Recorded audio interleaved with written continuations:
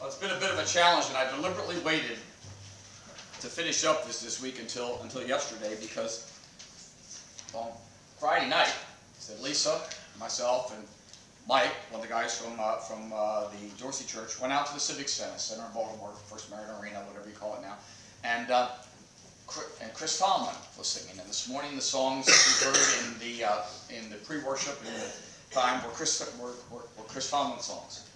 In fact, if you've done any praise and worship songs in the last 10, 15 years, they were probably either Michael W. Smith songs or written by Don Moen, and a lot of times but sung by either Michael W. Smith or written by them, or Chris Tomlin. And how great is our God, said indescribable, said all of those things. And I just knew, you know, that as a pastor said I need worship time too. And although worshiping with you is part of it, but leading it is a little bit different. And I've kind of really wrestled with how I was going to do the talk on addiction for this morning. But you know, we've spent already 2 weeks on the landmines that just seem to explode in our face. So last week we literally talked about that point at which you were so involved in whatever it is that you're doing. And last week we talked about greed, that you walk out into the open field that looks normal, and when you step down, that you know the minute that you've done it, it's like being that soldier in the field and you hear the click under your foot. And for those of you who are in the room who have served or know someone who has served and know what that is, or if nothing else, have been in the training and know what that feeling is like, there is only one thing to happen after that. When you release the click, life as you know it will be changed forever. And we talked about that.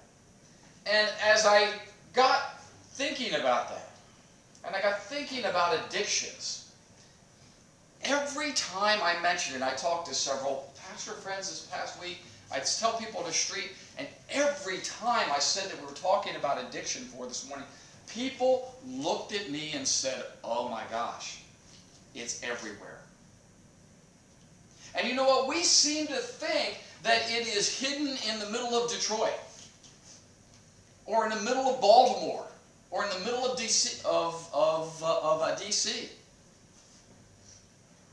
But I've shared with you in the past, I think, that some of the unfortunate nicknames of the high schools in the county in which I taught, here on the Howard County side, that Mount Hebron, from the time it has been around, is nicknamed Mount Heroin. Not because 90% of the school is on drugs, but because 90% of the school probably has the financial ability to be in position to use it, so therefore it is more common there than it is somewhere else. I'm not going to tell you that the schools are just running wild with drugs. They're not in the school, they're after school. It's not during school. Centennial High School then became the richest school in the county, and well known for some place to get something other than a Diet Coke, because of the amount of money. And the big secret is hiding at River Hill, because River Hill, the highest test scores in the county, the most state championships in athletics, some of the best music and drama and arts. But where there's money, there's addiction. And yes, may I say something? Absolutely. I know a realtor who sold homes to people in the Centennial School District and didn't even look at the home. They didn't even look at the home. They wanted their kid at Centennial. So that goes with the greed too. Absolutely. And in fact, there is a point at which I'm going to say, and that just blew my mind as someone would buy a home. I just want that home at this time.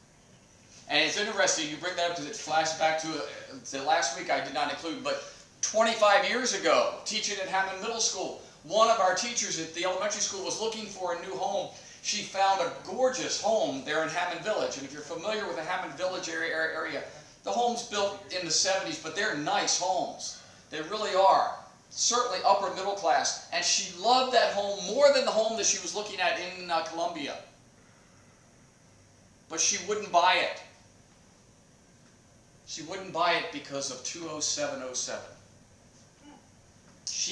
She could not have her address say Laurel.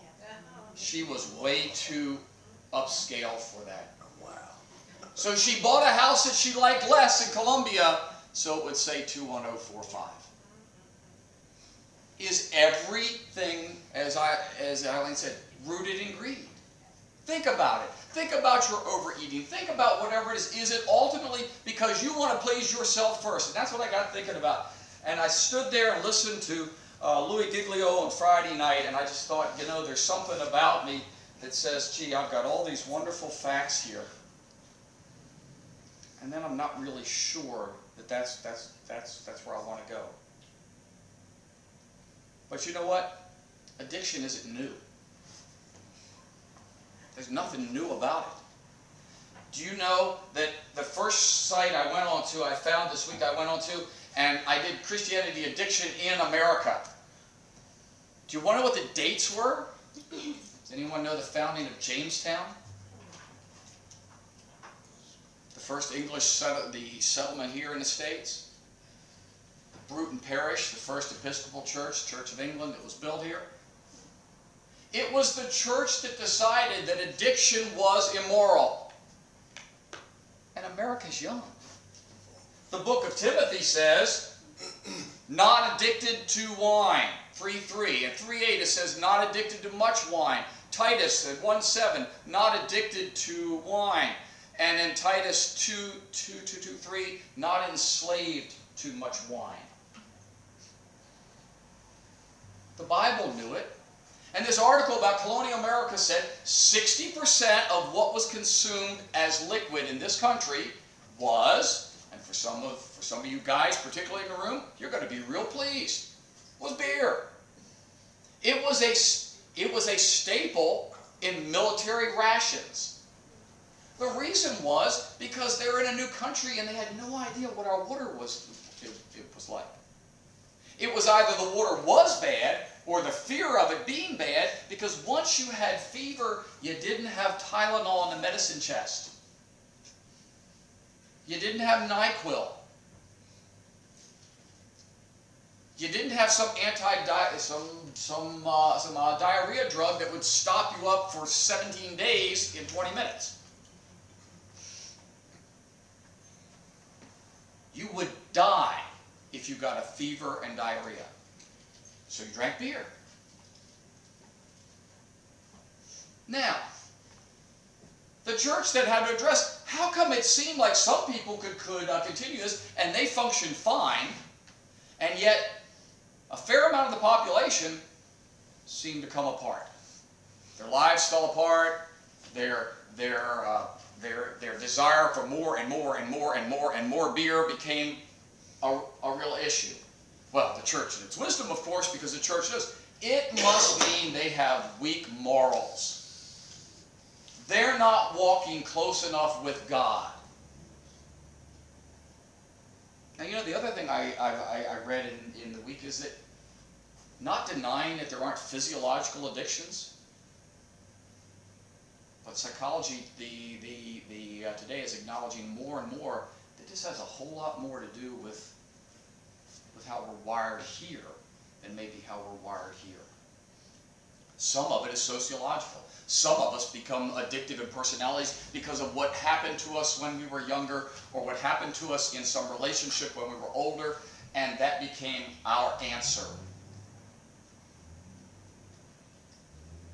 But the one thing that's guaranteed is that addiction will separate you not only from your family, but it will separate you from knowing who God is and understanding.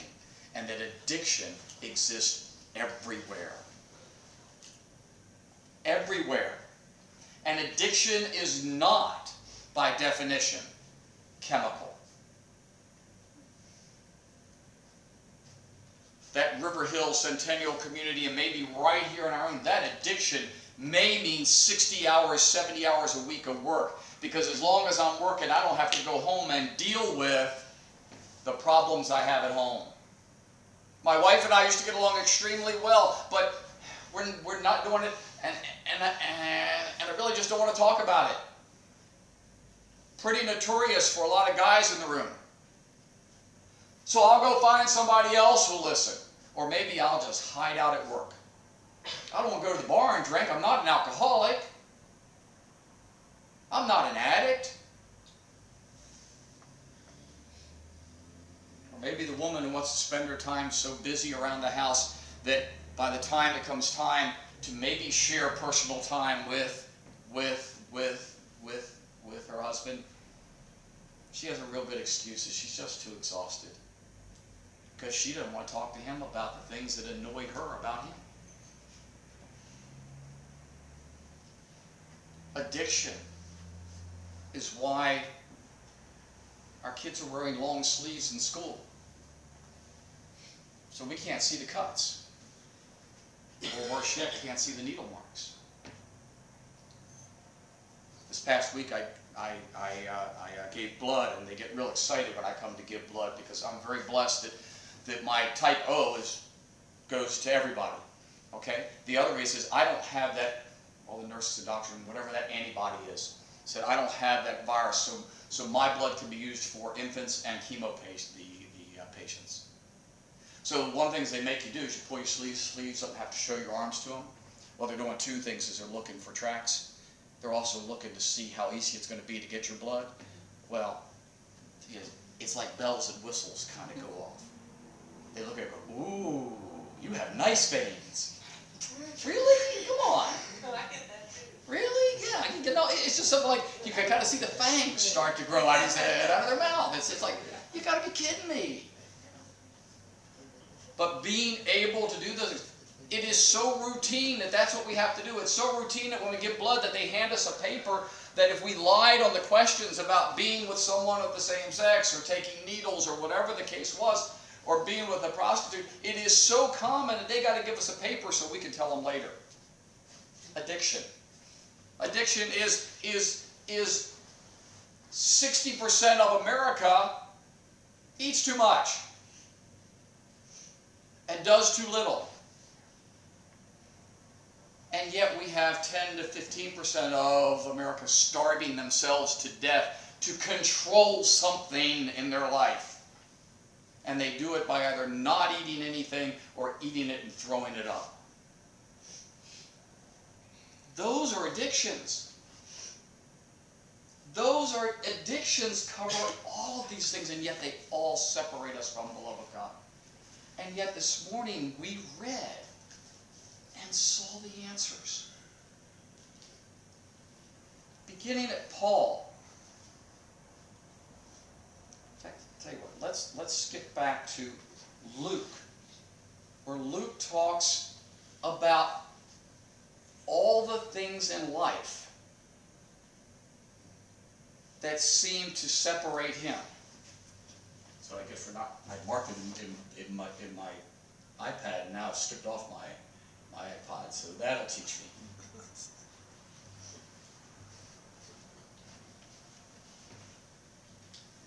No household slave can serve two masters, since he will either hate one and love the other.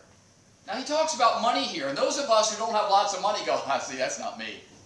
See, I'm not in love with money. You know, one of the questions we talked about in greed was, will you take time out to go work just to make the money, even though you probably don't really need it? Because if you do, there's a good chance you're doing it because of greed. Addiction says, I would rather work for money than work for God. Addiction says, I got to make sure we're saving money for the family, the vacation, instead of giving to God. Neither of which are bad. But you can't serve two masters. That's an addiction. Then Paul says this. We read in Paul in Romans 7. 15 to 20. And this is the part, I've read this for years of my life. I do not understand what I'm doing because I do not practice what I want to do, and I do what I hate. I will tell you that addiction is not here. It is not in that person's life because they actually really enjoy what they're doing. And I don't know that answer, real. I know that from reading it academically. And I had said that there was an opportunity this week. And if Wayne is still feeling it, it's like a minute or two is all I've asked him, and he said he's willing to share. That these ideas that we have, that addiction is that person's out doing that and having sex with hundreds of men or hundreds of women, or they're drinking until oblivion, or they're snorting coke. And folks, I'm dealing with this right down the road.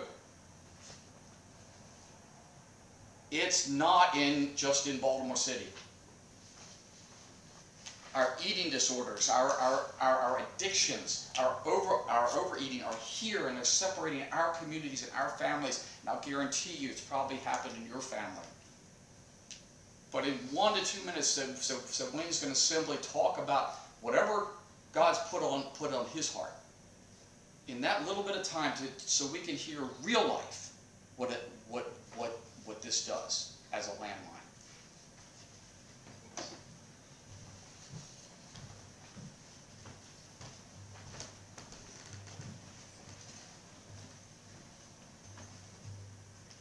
My name's Wayne, and I'm an alcoholic.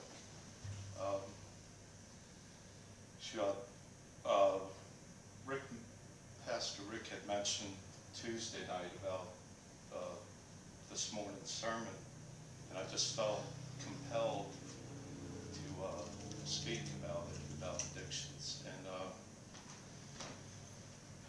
you know, at a young age, I could say, you know, there's all kinds of literature out there of why and how I became the way I was, but the first time that I ever drank, you know, I just loved the effects of it. I loved what it did for me. And it took me to other substances, and for many years, you know, it was just a part of my life to where, you know, I hung around the crowd that, you know, would drink or use like I did, and never quite got the grasp that, you know, of who I affected and, you know, how it was changing me. And I could say, you know, there were many times where I felt the calling to do something about it, and then it would go away and I'd just continue doing what I was doing. But, you know, some years ago, my life had became totally unmanageable, where I was just, you know, I was facing a court date, and you know, talking with an attorney, and it was like, you know, this has got to stop. And I joined a 12-step program, and the first step of it was, you know, admitting my powerlessness and how my life had became unmanageable. And then the second step was about coming to believe that a power greater than myself could restore me to sanity. And third step was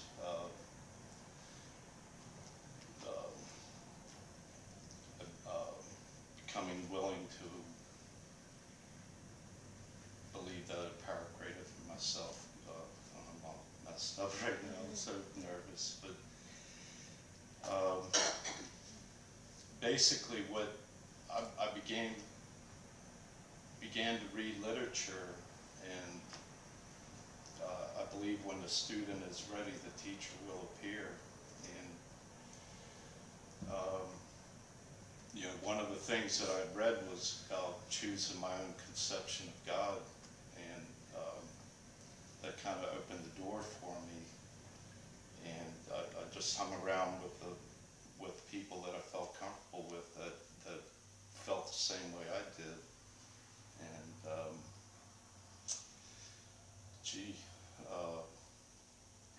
I've just kept. There was one, not a passage in the Bible, but there was one thing that struck me about one of the co-founders of the program had written about believe more deeply, hold your face up to the light, even though for the moment you do not see.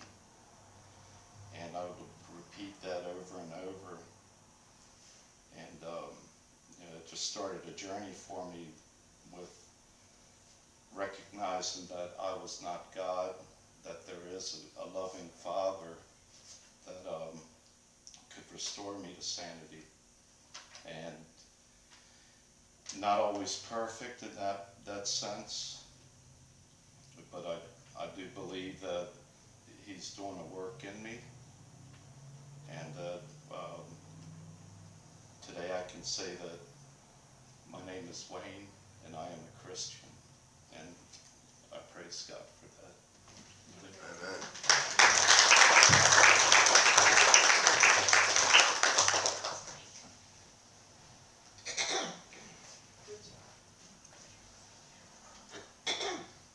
The first time you preach, teach, or speak, and you have to do it in front of the people that you know best, it isn't easier. Maybe it was for you, but it wasn't for me the first time I had to teach in front of Bob Childers, who was a member of my church, and had to teach in front of him. He got me a job. I'd much rather teach and speak in front of strangers. Much rather.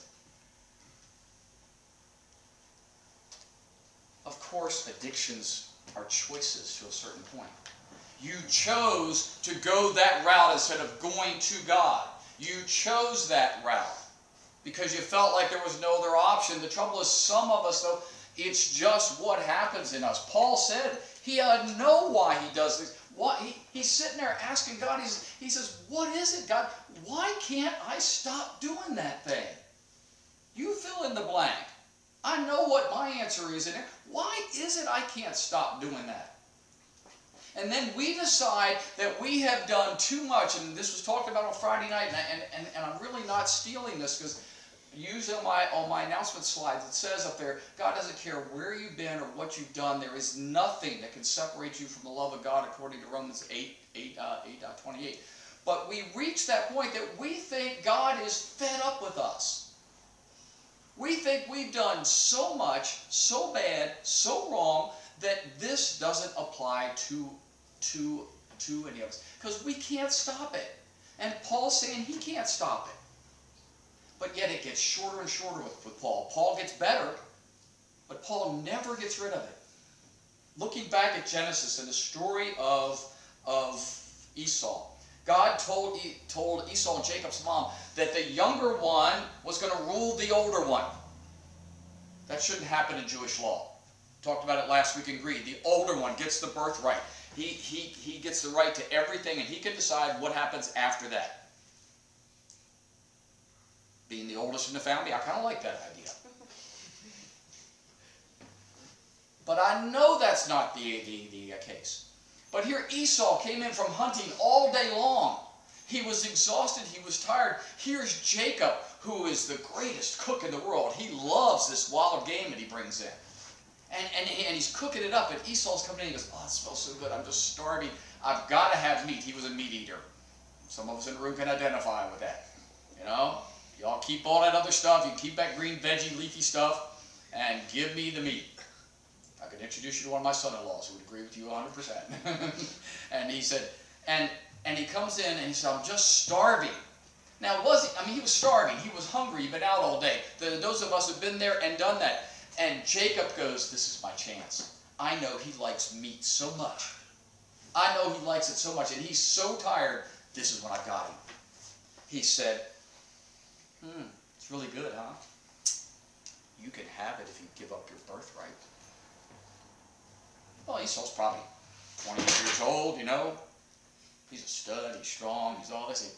Gosh, I'm not going to die forever. Who knows, I might die first anyway. He said, but I need this. The desire for him to have what was right there, even though he probably could have gone to another part of the house and found something to eat that wasn't meat. He probably could have found a biscuit. He could have found some sort of bread. He could have found something to take the edge off, but he wanted that. And that's what the addiction is. The addiction is I want it so bad to make me happy. And I don't know why, but I want it, that he gave up everything he owned. And then after it's done, let's ask the addicts and the others in the room. I think it's the big G word. It's guilt, isn't it? Why did I do that, as Paul said? Why did I go there? That's the separation. That's what it does. And it is everywhere in our society. Even if it's as simple as we are absolutely addicted to our kids going to the finest school they could possibly go to in the world. And that we're going to sell out everything that we own. We're going to live in a neighborhood that we can't afford. And we're going to have a couple of beds, a couch, and a TV, but we're never even going to furnish it. And some would say, well, that's a good thing. You got them a good education. Okay, it is. But was it like Esau? Was it a sellout because we're addicted to the thrill of being the best in the neighborhood? Are we addicted to the food? Are we addicted to the starvation? Are we addicted to the pain of the cutting? Are we addicted to what starts out as, wow, this feels good when I drink, take, snort this? And then my life falls apart in front of me. And I lose my family. And then I lose God. You don't lose God. You lose yourself. Satan lives in addiction. That's what it's about. There was one.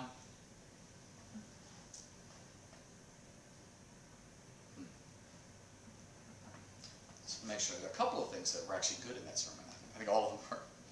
The points are this, that I think the scriptures today said. We reach out to satisfy our lust and our desires, and it is not necessarily abnormal. It does not mean that we are less moral. Ask any of these folks, ask Wayne, ask anyone. They don't necessarily do it. At first, it's because it seems great. But when it reaches addiction, you are not doing it because it is the most fun thing that you've ever done. You're just like Paul. You're doing it and you don't know why. You become a slave to a master, and that master wasn't God.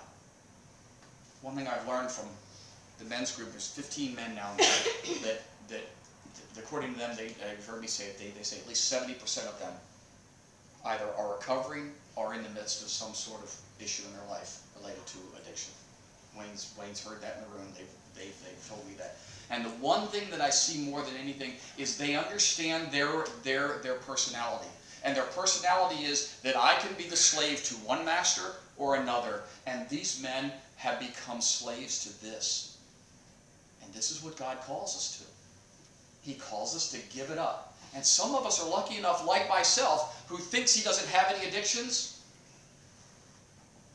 But I'll tell you, when he gets a chance to make an extra dollar, he doesn't walk away from it. And he's got to think about that once in a while, because he doesn't always need it. But he's got a want list that's real long. We talked about that last week. A friend of mine called from going up to Howard County. Those of us who were shooters, there's a big show up there. They actually had some things on great sales. Tells me about it last night. I immediately think, oh my, gee, I wonder if I can figure in a couple hours today and go up and find a way to spend some money. Really? These addictions separate us from the love of God and our families. This is what God is calling us to, is to identify them. And not like the church said that it's because you're immoral. It's because the evil one wants you to follow your addiction.